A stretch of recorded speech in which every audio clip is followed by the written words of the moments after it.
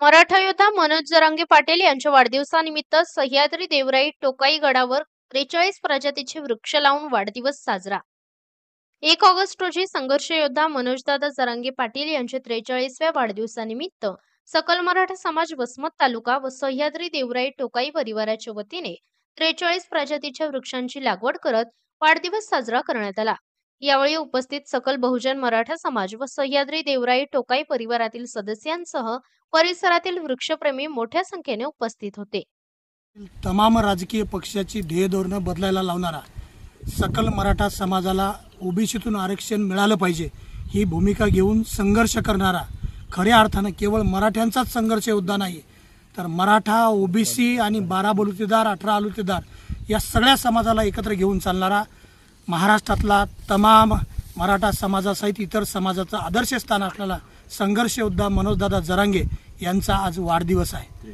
43 वर्ष त्यांना आज पूर्ण होत आहेत। त्यानिमित्तानं सह्याद्री देवराई टोकाईगड परिवाराच्या वतीनं, सकल मराठा समाजाच्या वतीनं आणि महाराष्ट्रातील सर्व बहुजन समाजाच्या वतीनं दादांच्या वाढदिवसाच्या निमित्त गेल्या वर्षी आपण 2000 झाडं लावली होती।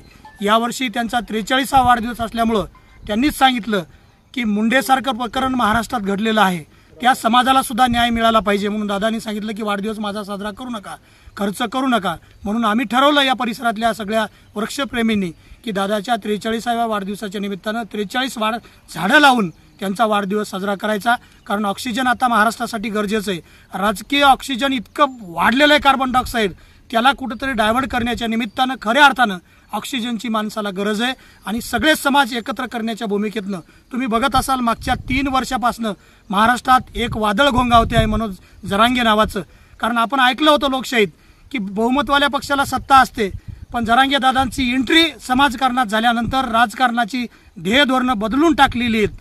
या राज्यात बहुमतवाल्या पक्षाला सत्ता येत असते, पण दादाच्या एंट्रीनंतर अनेक मतवाल्याचे पक्ष एकत्र करून सत्ता आणण्याचं महापाप महाराष्ट्रात चाललेलं आहे।